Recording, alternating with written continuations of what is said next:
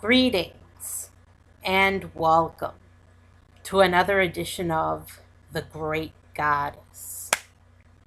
Praise be to Goddess. Praise be to Goddess. Well, it's the new year and Happy New Year, everyone.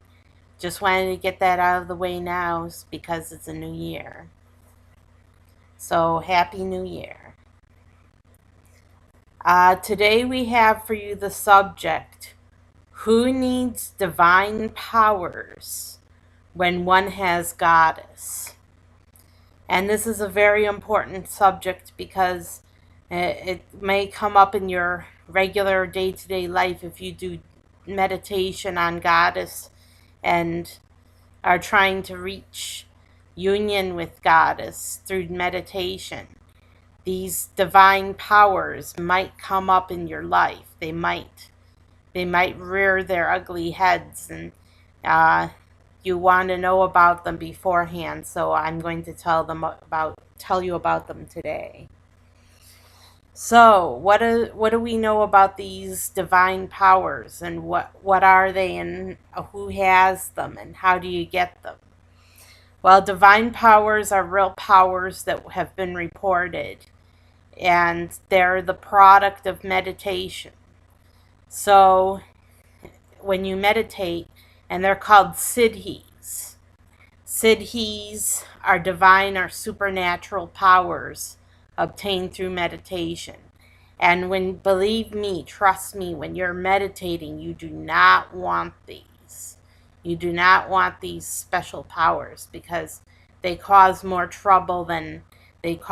harm than good, and they cause more trouble than they're worth.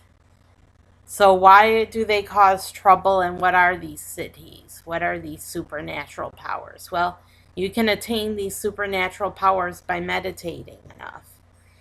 And you never know when you're going to get one or the other of the powers. So here are the powers in no particular order. Knowledge of past lives. Witnessing forms, personalities, and events you have lived through in your past existences. And by the way, this is from an article called 10 Supernatural Powers from tmhome.com. tmhome.com. So knowledge of past lives. Powers of healing. Bringing about miraculous supernatural recoveries from serious chronic illnesses or ailments. So that would include laying on of hands and that sort of deal. Telepathy. The ability to read the minds of other people and know, even across great distance, what they are thinking and feeling. Visions of other lands. Hearing conversations in different languages, seeing certain events from this and other worlds.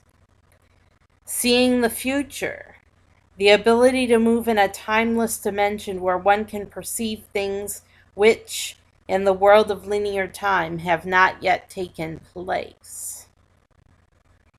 Suspension of gravity, levitation, walking on water, even flying is sometimes mentioned under this category of powers.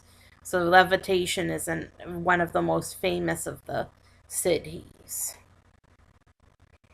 Immunity to pain. Single-pointedness of mind such that no pain, whether it is physical or mental, cannot reach you. The same is true about hunger and thirst.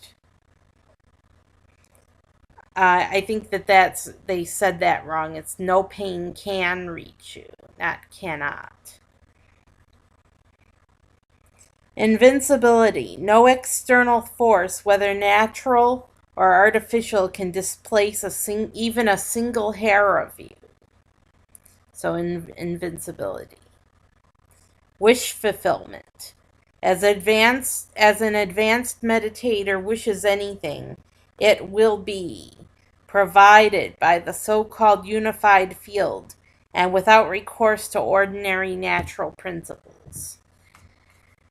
Now, all of these supernatural powers that you can obtain through meditation sound great in theory, but what does the Bhagavad Gita have to say about supernatural powers?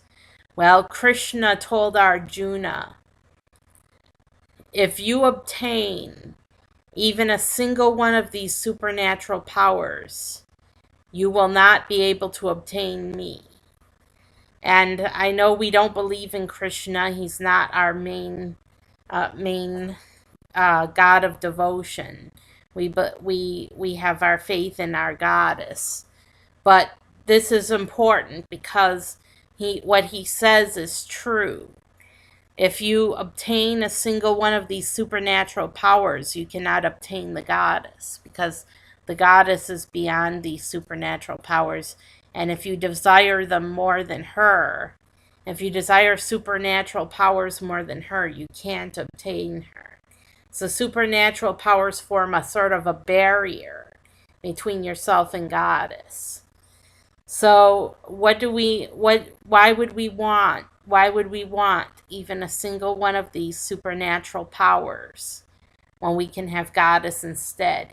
And in fact, goddess is to our greatest good, because from what I've heard about samadhi, which is the state where you're conscious of goddess, in samadhi, you obtain your highest good and you free yourself from the cycle of births and deaths.